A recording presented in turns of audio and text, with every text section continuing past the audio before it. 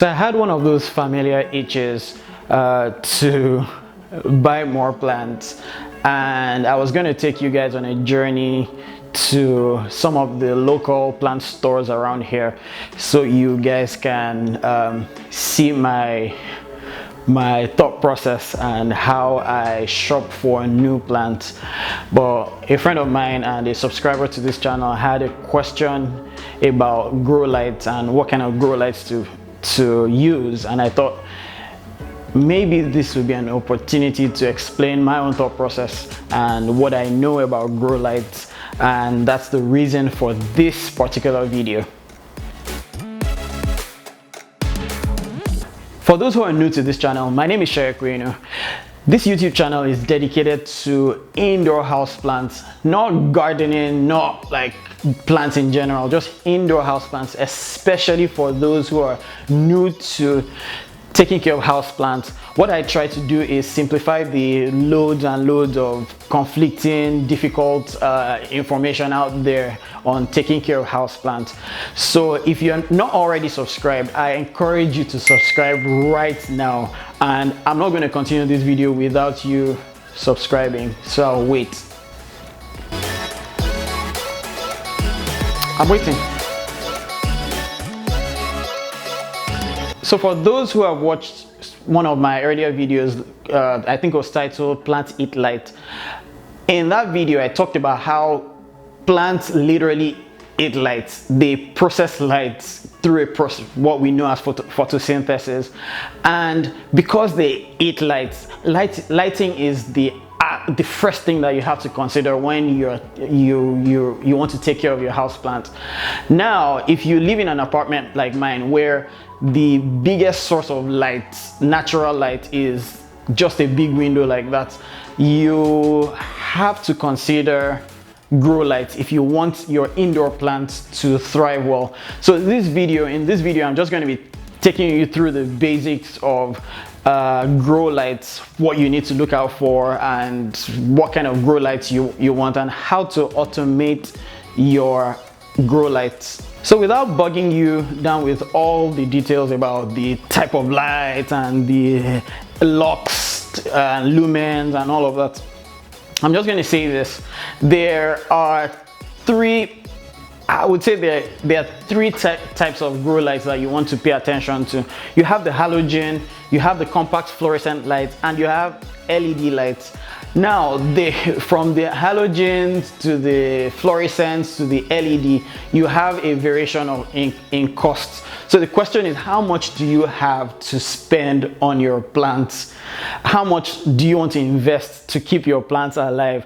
I'm guessing if you have a plant that you bought for a few bucks, for $10, you don't want to spend a lot of money buying a lighting setup that's going to drain you at the end of the day. So I generally won't even talk about halogen lights because they provide all of the spectrum of lights that you would definitely see in sunlight, and that would help your plant. However, they're not cost effective. You're gonna pay a lot in electricity bills, and they generally produce heat, and that heat can burn your plant. So of course you want to consider compact fluorescent lights. But with that also, there are the pros and the cons of fluorescent lights. I don't like them because they're very easy to break. That's in my own experience. So I prefer using LED lights, and with the LED lights I have the GE LED bulbs, and then I have the strip lights. Now I use the LED bulbs for the bigger plants like my Ficus elastica, my Ficus lyrata, and my Norfolk Island palm, Norfolk Island pine rather, and my Monstera. I use my LED light bulbs and the aluminum framing of the LED lights to direct a wider surface area for my plants to be able to feed from that light. Now I also have my LED light strips, the purple lights that you can see behind, for the plants that I have on my shelf. Now that is generally good because the plants are closer to the light source, because that's something that's also very important. You want your leaves, you want the plant leaves to be closer to the source of the light, because the farther you are, the farther your plant is from the light source, you're going to lose some wavelength, some substantial wavelength from that light source. So what I did with my LED bulbs, the LED lights that provide lighting for my Norfolk Island palm, my Lyrata and Elastica and my Monstera, is I attached my LED bulbs to a smart switch. So with the smart switch, what I did is I just automated it. My lights generally come up at 12:30 p.m. and they go off, they switch off at 8:30 when I'm like getting out of my bedroom. So at the end of the day, I don't get to see all of the lights, all of the extra lights in my apartment. So that provides my plant about 8 hours, relatively about 8 hours of sunlight, or well, light for them to photosynthesize with, and they've been doing relatively well under this lighting condition. The downside to having grow lights like this is you have to do a very good job of rotating your plant often. I'll give you an example. My ficus, one of my ficus elastica, because I didn't rotate it often, some of the lower leaves started dying because I didn't have enough, my lights weren't providing as much light for the lower leaves because they were staying in the dark most of the time. So that's something that you want to consider. However, for some strip lights, they have dials where you can adjust how many hours of light that your plant is going to use, and that's a really good advantage of those strip lights.